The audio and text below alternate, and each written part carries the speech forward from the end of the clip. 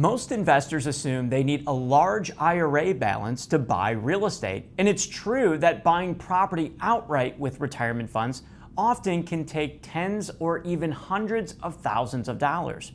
That leads a lot of people to believe that they just can't invest in real estate with their self-directed retirement funds. But that's not always the case. See, there are options available inside of a self-directed IRA or self-directed solo 401k plan that can make real estate investing accessible even with a relatively small amount of money to get started with. In this episode of Getting Real, we're going to be looking at a real-world example of how one investor used financing inside of a self-directed IRA to acquire real estate, starting with just a $5,000 down payment. Now, before we jump in, make sure to hit the subscribe button and the bell icon so we can alert you to all of our upcoming videos.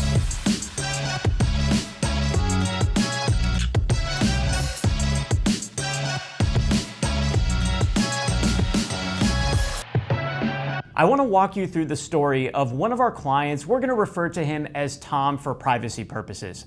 Tom opened a self-directed Roth IRA, and he made a deposit initially, transferring funds from another IRA. He had $5,000 for a down payment and a little bit extra for some rehab. Now, $5,000 isn't usually enough to buy a piece of real estate outright, but Tom didn't let that stop him. See, he came across a rental property that was listed for $135,000, didn't have $135,000 in his self-directed IRA. Instead of walking away from the opportunity, he structured the purchase using a non-recourse loan.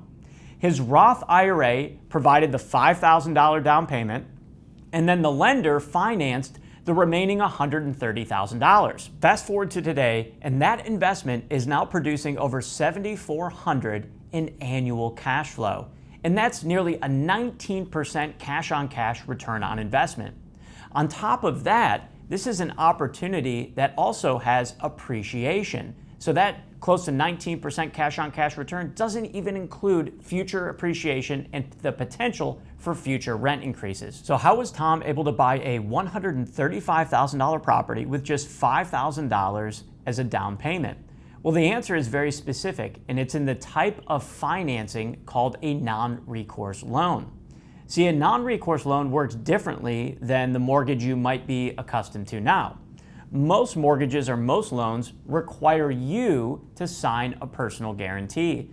But with your IRA or your solo 401k plan or even HSA, when the account borrows money, you as a disqualified person with respect to the IRA cannot sign a personal guarantee. Now, the good news is there's many lenders out there that are willing to loan to a self-directed IRA, 401k, or HSA on a non-recourse basis.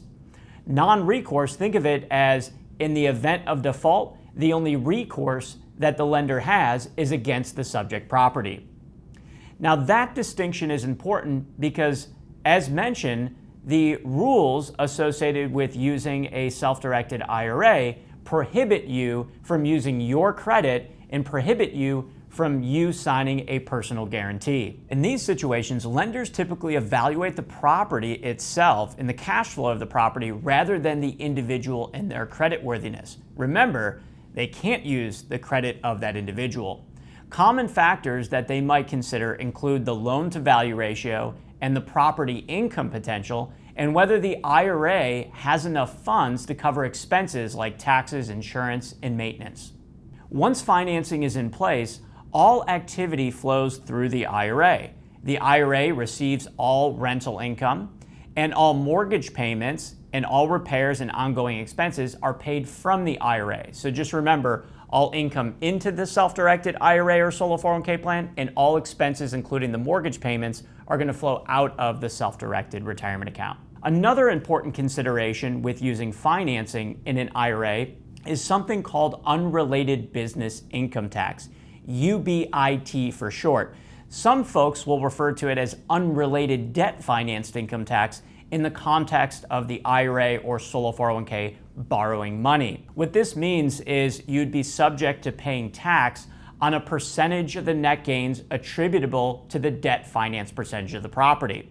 So in the case of Tom, that property was 75% leveraged. Therefore, Tom pays taxes, UBIT tax, on 75% of the net gains. Now that's net gains, so that's after deducting his operating expenses and deducting depreciation. So what can we take away from Tom's story? It shows that investors don't always need a large IRA balance to acquire real estate. By using a non-recourse loan, Tom's Roth IRA was able to purchase a property, generate income, and continue growing the account over time. Now, it's important to determine whether this is a right move for you or not. Be sure to talk with your tax attorney, CPA, or other financial professional before making any decision. This is one example of how a self-directed IRA can hold real estate even when account balance alone might not be enough to cover the full purchase price. Now, some of you might also be looking at the unrelated business income tax. Remember, you don't pay UBIT unless you make profit. So you look at the net profit even after you've paid the tax to determine, is it a viable investment opportunity for you?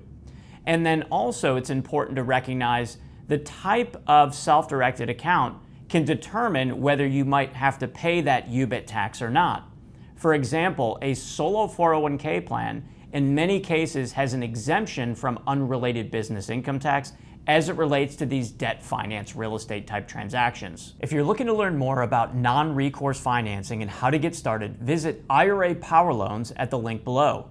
On the website, you'll find resources that explain the basics of non-recourse lending and answers some of the most common questions that investors ask, like how do loan payments work and what types of investments can qualify.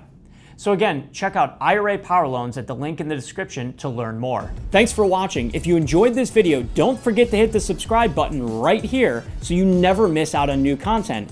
And if you're ready to dive deeper, check out our other videos and resources right here.